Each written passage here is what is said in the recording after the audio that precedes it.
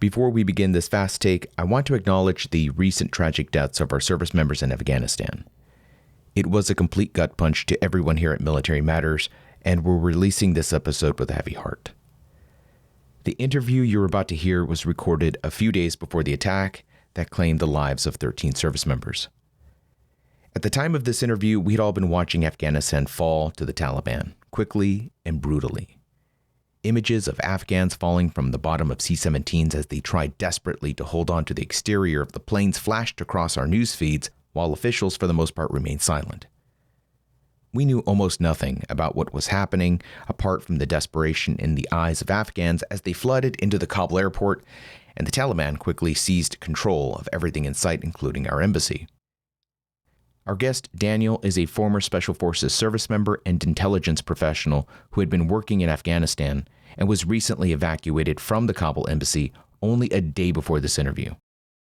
He shares with us his insight into why Afghanistan fell the way it did, the chaos at the embassy, and what he thinks will happen next.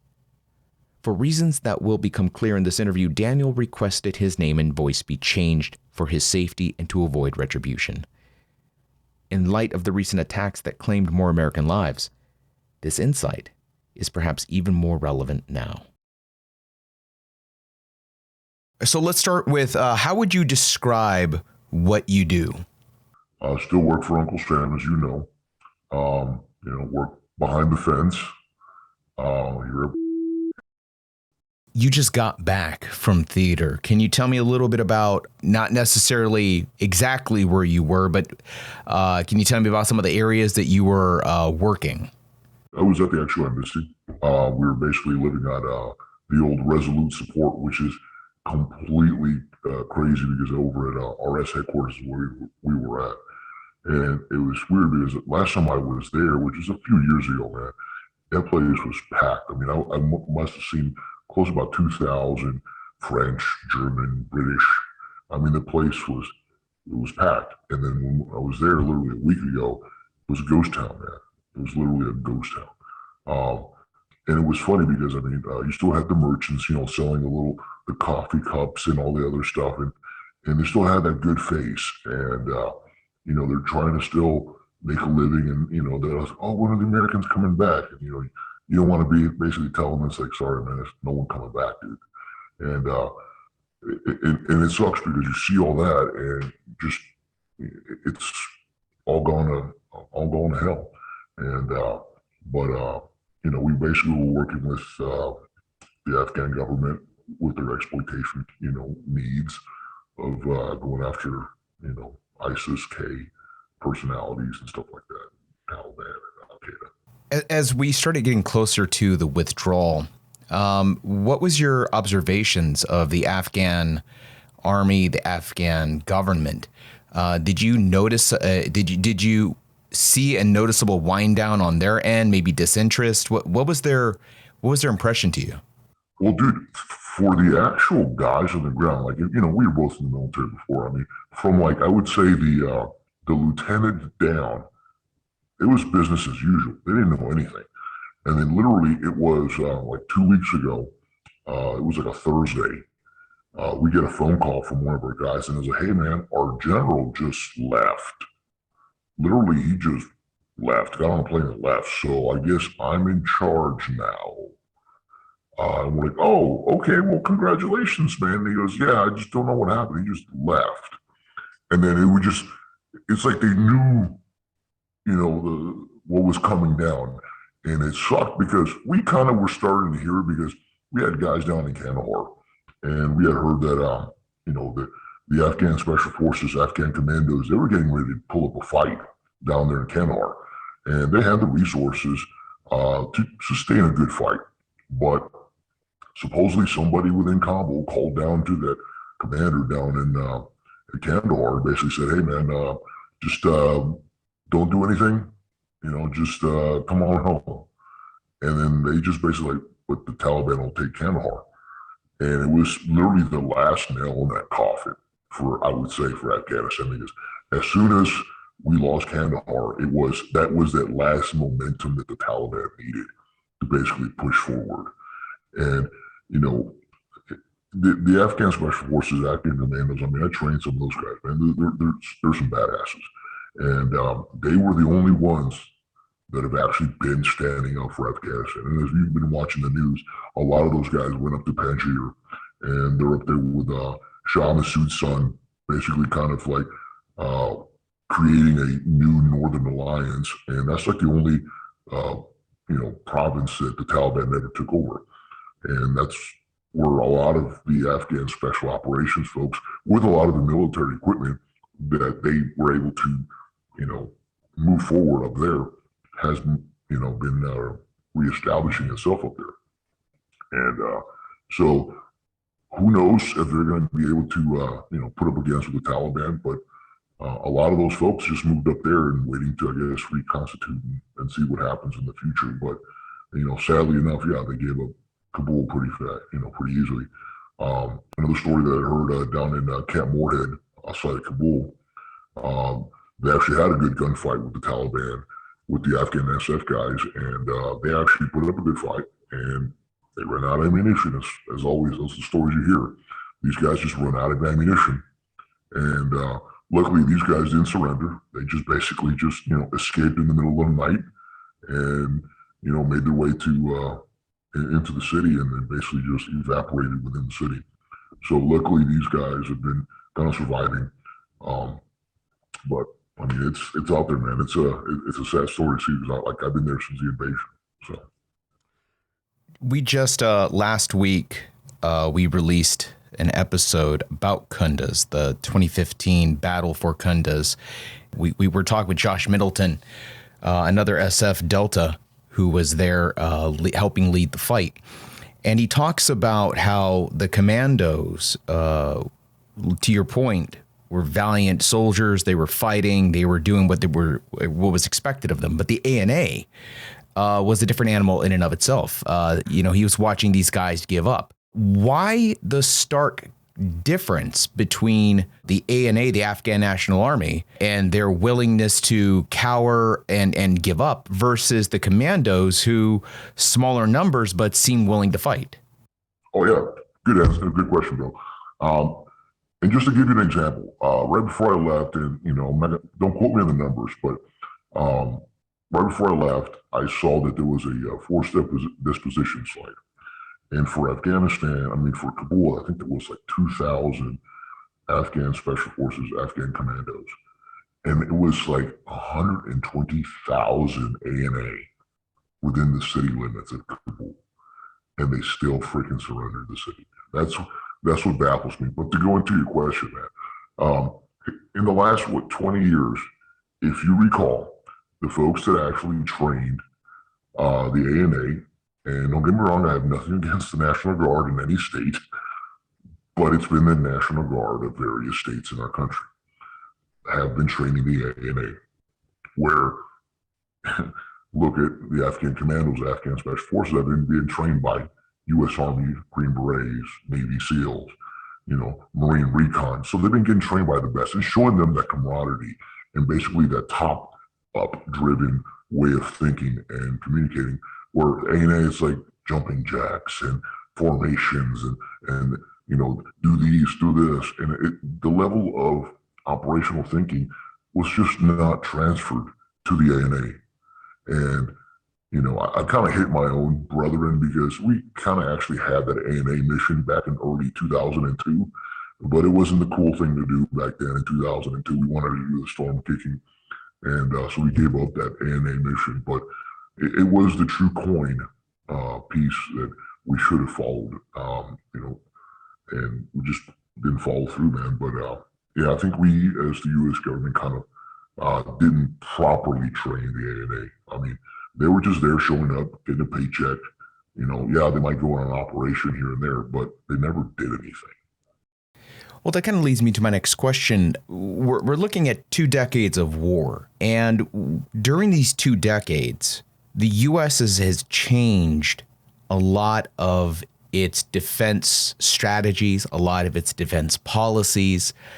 I want to take a closer look at the special operations, the special forces, U.S. Army Special Forces in particular, their role And their purpose seemed to slowly change over the last 20 years from being a force multiplier to being direct action forces. Do you think that changing role impacted the Afghan National Army's training? We could look at the special forces and say, well, they're the force multipliers. They should have been at the forefront of training this Afghan National Army, not just commandos, but the armies themselves to fight the Taliban. Isn't that what special forces does? Go to places, train guerrillas, train armed forces to fight the enemy and institute democratic government? Yes, but unfortunately, back in like about 2004, 2005, when we started standing up the commandos and the Afghan Special Forces, that became now we became the cadre to that force.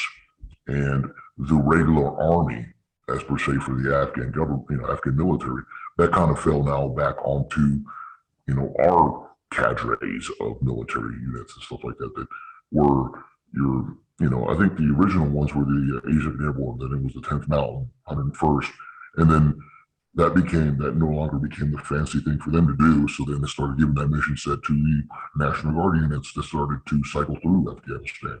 So, but you are correct when it comes to us training that nation's force. But if that nation's force, whatever country we're at, has a special operations entity, that becomes our primary teaching, goal. But my idea is that the ANA grew too big too fast, and they were basically put out all over the country when they were not ready. I think if we would have kept it smaller, took a little bit more time, instead of basically trying to outfit so many Afghans, it's like, okay, well, now we have a corps. Okay, now we have 2 corps. And I was like, yeah, but are those 2 corps going to actually fight? Where if you would have actually concentrated more time, because I'll give you an example, man. We're trying to teach these guys troop leading procedures, how to do linear and ambushes, how to do raids and all this stuff. But these guys don't even know how to read. So how can you understand basic information, and you try to teach them, advanced levels of combat operations? It's not. You needed to teach these guys. You needed to teach a generation basically how to be proficient in basic skills before you even try to teach them soldiering skills. But you literally basically got dirt farmers, and like again, there's nothing wrong with that if they had the heart to fight for the country. But unfortunately, Afghanistan is so tribal that there was no, I am a nationalist, I want Afghanistan. They were more about their tribe than anything else. There was no national identity as an Afghan. Exactly, where it would be like, yeah, I might be a farmer, I might be a plumber, but I'm going to stand up and fight for my country like the way we would do here in our country. There was none of that. It was just like, hey, I'm here to get a paycheck, because it's better to me work for the Afghan government as a soldier than to basically be picking pop fields or whatever the heck they would be doing. I think that's interesting. That's a very strange and alien concept for a lot of Americans who were born a United States. I think a lot of people forget that USA is an acronym, the United States of America, that we identify as a Californian, as a Texan, as a Floridan, as a Virginian, but you also identify as an American. And this is a very strange concept for countries like Afghanistan, where you identify with your family's name. You identify with your family, then your tribe, then your region. And often that's as far as it goes. Like, that's it. Oh, yeah. Even something as simple as like trying to explain to them like world history. Like back when I was in Kunar province, I actually, we're deep into the hills up there. And we ran into some folks and started communicating with those folks. And I actually asked them, what do you know about the United States? What's your idea of the United States? And oh my God, the story that I heard was this, that the Roman Empire never collapsed. That when the Romans just crossed the Atlantic and and started the United States, that we are descendants of the Roman Empire. And I'm like, what? And they're like, yes. And then I'm like, we're only like a little bit over 200 years old, right? And they're like, that's a straight lie. How is it that the most powerful nation on the planet is only 200 plus years old? He goes, no, you guys are the descendants of the Roman Empire. And I'm like, yeah, no, Hoss, that's not true. And that's what a lot of these people would tell me in various regions, that we're basically descendants of previous civilizations, that we're not the beginnings of a rebellious group of people that started their own nation. They don't believe that. Are you a military spouse? MilSpouse Money Mission educates and empowers those whom service members rely on most. So if you're the household 6, captain of the homestead, leader of the domicile, check out MilSpouse Money Mission from the Office of Financial Readiness. Also, they have an app, Sense app, SEN money sign E, to save for retirement, build credit, create a spending plan, or buying a home. If the last year taught us anything, it was how important it is to save for a rainy day or a COVID year. So if you have any sense, you'll download the Sense app. That's SEN money sign E today. And be sure to follow at DoD FinRed on Facebook, Twitter, Instagram, and YouTube. As we saw the drawdown happening, my understanding is that intel analysts had informed the president and Joint Chiefs of Staff that the ANA and the government could sustain itself for at least 6 months, that we had time, that once we drew down, there would be some fighting with the Taliban, that we could possibly start supporting the Afghan government with airstrikes, it seemed very, they painted a picture of a slow, gradual fight. But what we saw was we left, and 2 weeks later, it was over, like game over. Within a week, the entire thing was done. The Taliban comes in, gains control, takes all of the ANA's guns and trucks and weapons, and now they are more equipped, more armed than ever before. Did you hear about this original intelligence assessment? And if so, what were your thoughts on it when you heard it? Well, dude, I actually was hearing the opposite, man. I was actually hearing intelligence reports that they was being briefed up to the highest level, that they're like, hey, if we do not continue to militarily support with airstrikes, they're going to collapse. I didn't hear no 6 months. I heard weeks. That's what I heard. I think the longest projection I had read was a month. If we did not continue to provide them air support, which we did not. But unfortunately, they weren't able to support themselves, because if you recall, a couple months ago, the Taliban had infiltrated into the city, and they were targeting all the Afghan pilots. So they were actually executing Afghan pilots. So they actually knew that if the Americans were not providing them air support, then the Afghan government does have that capability with those Afghan pilots, the Afghan Air Force.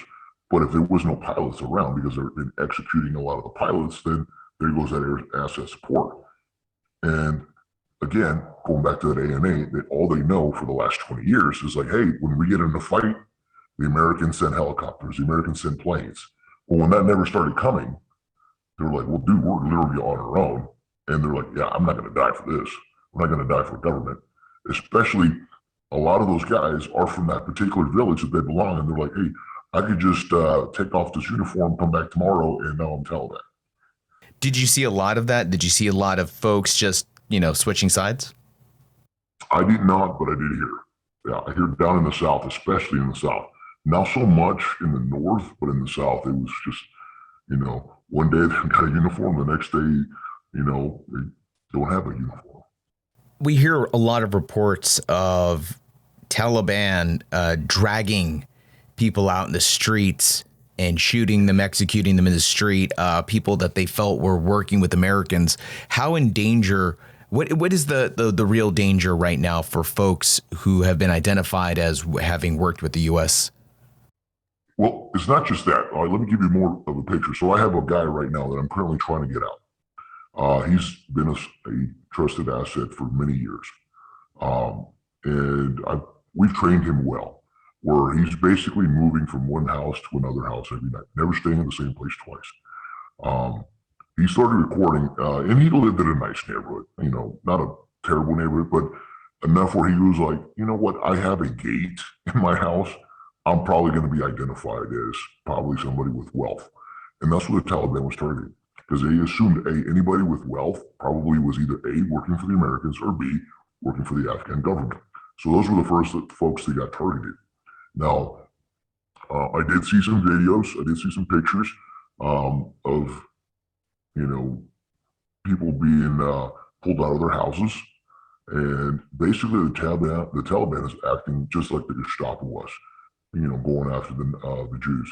They're basically just pulling people out on the streets, doesn't tell them whatever night, executing them, women and children as well, and then just moving into that house. And it's sad because a lot of that stuff, of course, is not making it into the media.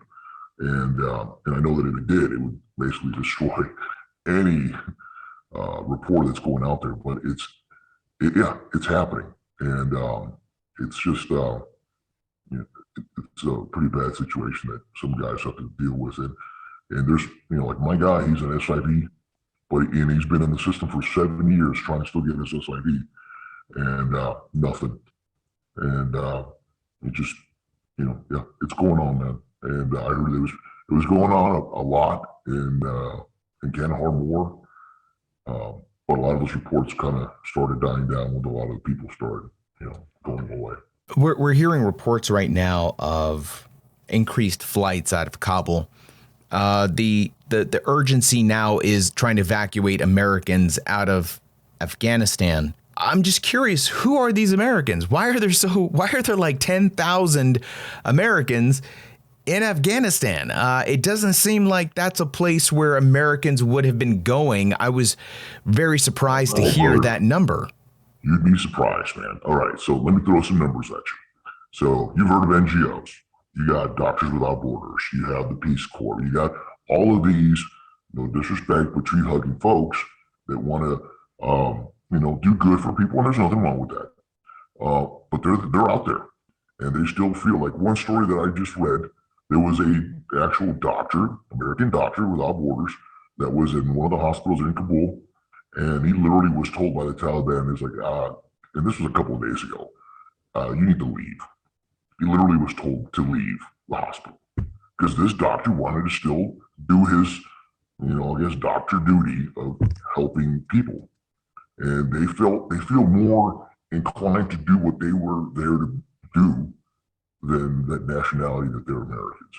Because my assumption is that they assume that we're staying there for the duration.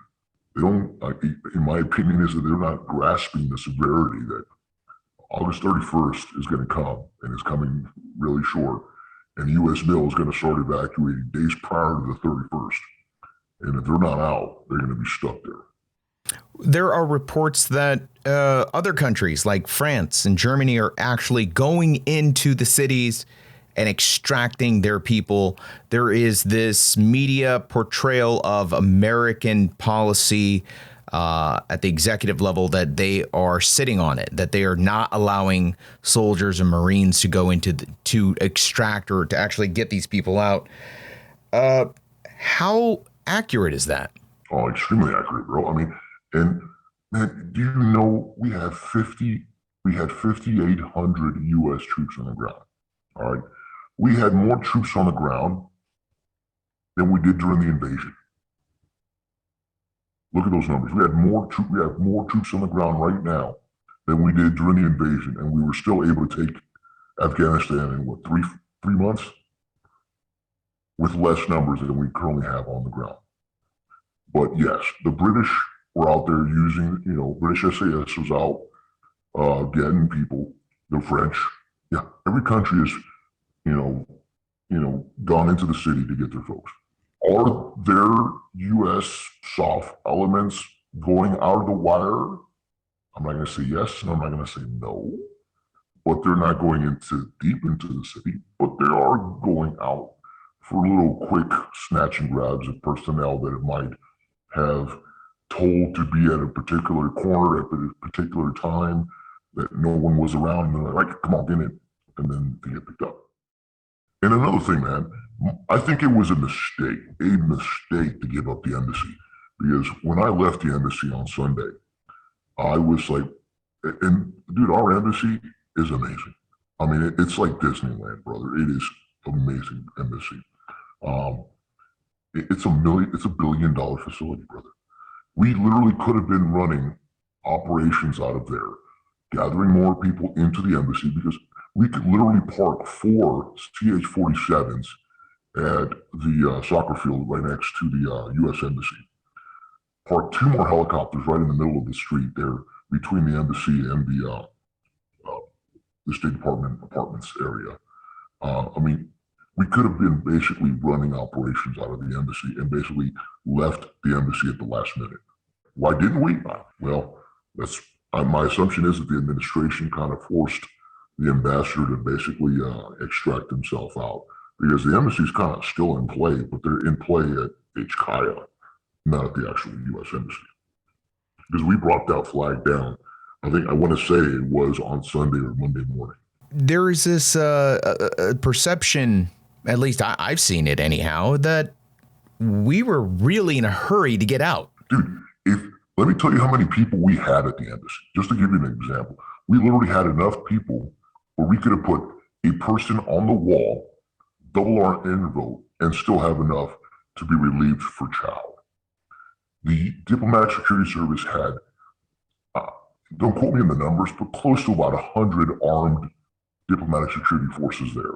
There was a company of 10th Mountain there already. And then don't forget, OGA, who had their paramilitary folks there as well. I mean, we had a lot of armed personnel where we could have, and the embassy is a fortress. We could have defended the embassy, worst case scenario. We had enough armored vehicles, enough ammunition. Hell, we had the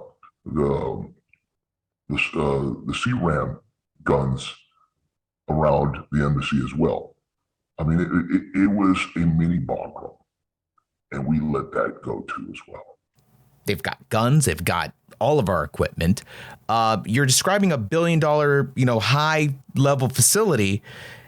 It doesn't strike me that there was enough time to take everything out of there that could possibly be sensitive. How concerned are you that these enemy forces, these terrorists, are controlling these locations and everything in them? Now, I know when we started evacuating the embassy, we were like destroying, servers. I mean, anything that had crypto or anything like that was either hammered or just basically put in a pulverizer. All classified. It was like seeing the Argo movie where they're destroying that was the scene I witnessed, man. It was crazy because it was like people running around with freaking stuff to get destroyed and put it in the shredder, put it in the pulverizer. Guys with big sledgehammers destroying server racks and servers, and us pulling hard drives out of supercomputers and TS computers, and then it was like, okay, well those are going back to the States. Okay, those can get destroyed, and it's just like everybody going floor to floor destroying sensitive equipment, sensitive items. Where some things fell through, which was the ammunition. I mean, oh my God, if you would have seen the levels of ammunition that was within RS headquarters and the embassy, it was mind-boggling, brother.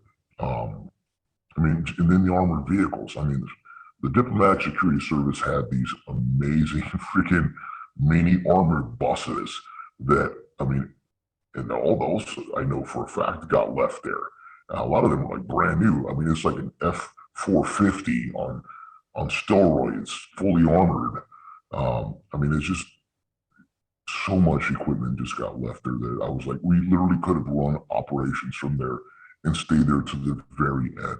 Were those vehicles being incapacitated? Were they being destroyed? Engine blocks, thermite, anything? Or were they just being left? I did not see any vehicles being destroyed. I did hear a couple stories where they were pulling, firing pins off of some weapons, stuff like that. A lot of the stuff did get evacuated with said personnel. But the embassy liquor store, That was about $250,000 worth of liquor that was still left there at the embassy liquor store.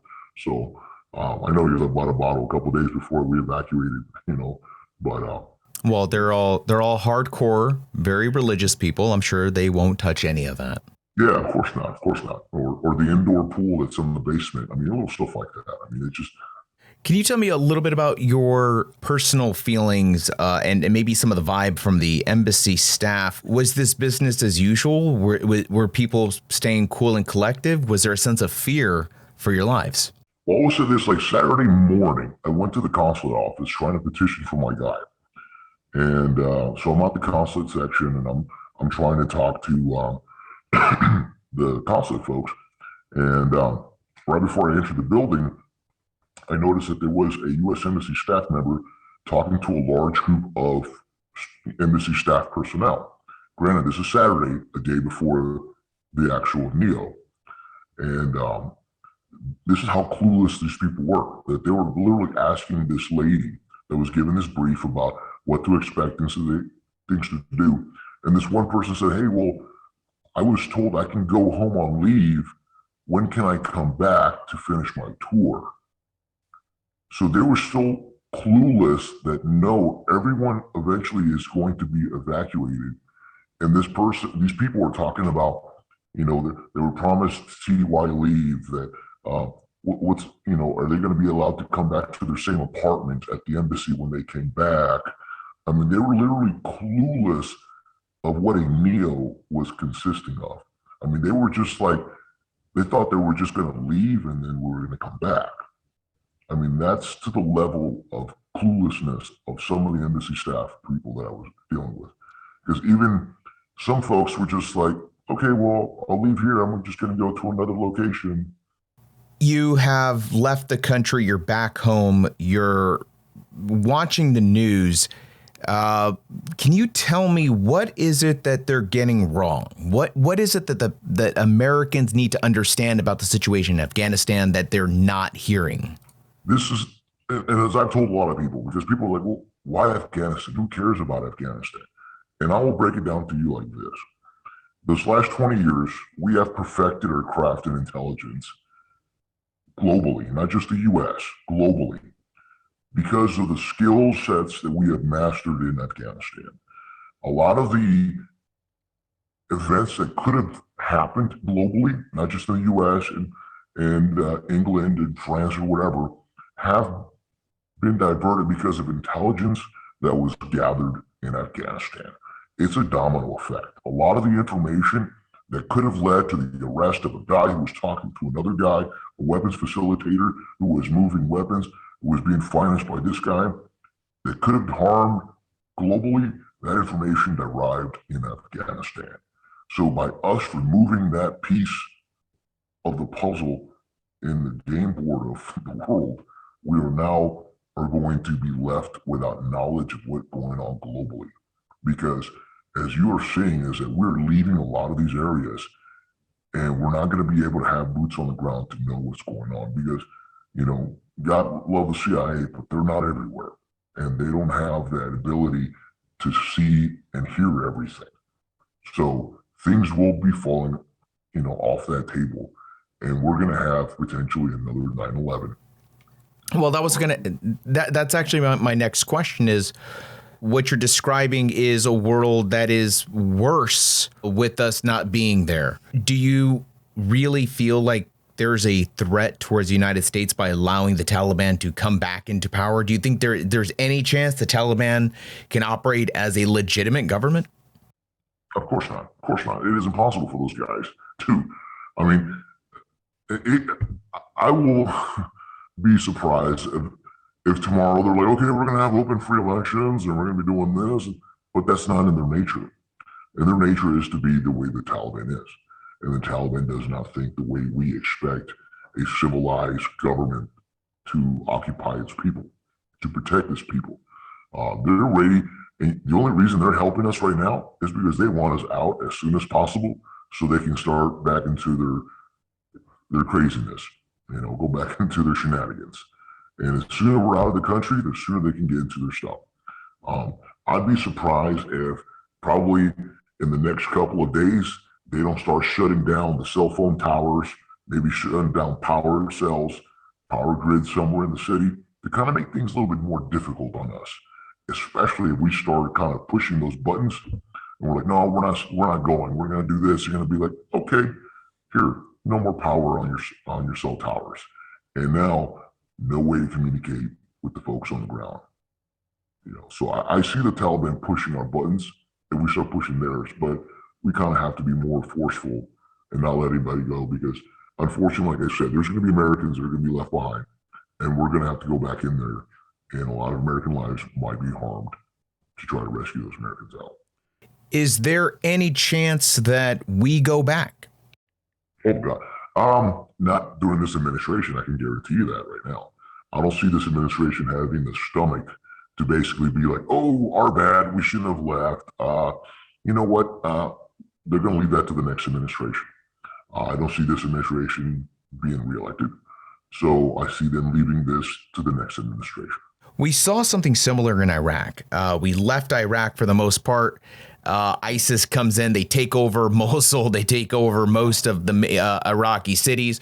We supported part of the Iraqi army, but it seems there's a huge difference between the Iraqi army and the Afghan army. Do you think there's any chance in future administrations that we are going to go back and support Afghan efforts to fight the Taliban? Will there be even Afghan efforts to resist the Taliban? I think there would be if we see what develops with Shah Massoud's son up in the north and see what develops off of him. If he's able to kind of gather his forces, maybe gather that Afghan spirit, he might be a force we can basically, help out maybe during this administration. But yeah, I definitely do not see us going back in Afghanistan during this administration. I want to thank Daniel for having the courage to do this interview. There's a lot that we discussed that just can't be published publicly, but I will say that there is a difference, a stark one, between policies and policymakers and the efforts and drive of the service members that execute the orders given to them. Our men and women in uniform are professionals of the highest caliber. They are part of the most agile and deadliest military force the earth has ever known. But they are also the most compassionate, caring, and selfless people that America has to offer. We've seen Marines hoisting babies over concertina wire, soldiers comforting families as they wait to find out if they'll be flown to safety, airmen and sailors working around the clock to exhaustion, providing air, medical, and logistical support to helping Afghans and Americans find their way home. Tragically, 13 service members came home early. They gave their lives in the service of others. They are not alone in whatever lies beyond.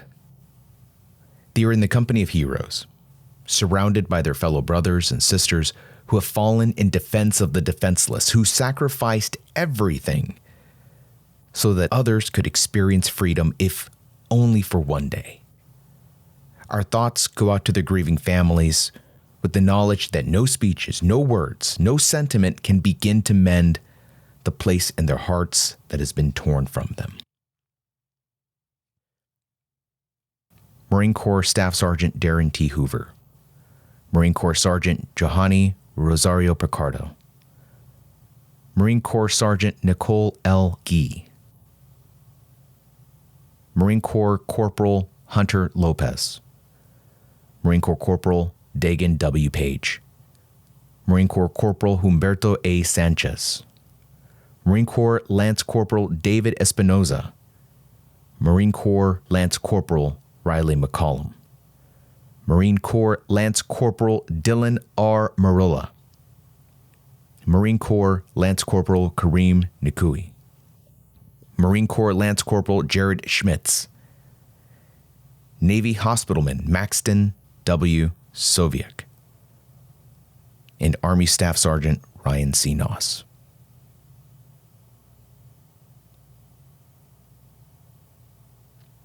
Thank you for listening. I'm Rod Rodriguez. This was Military Matters Fast Take.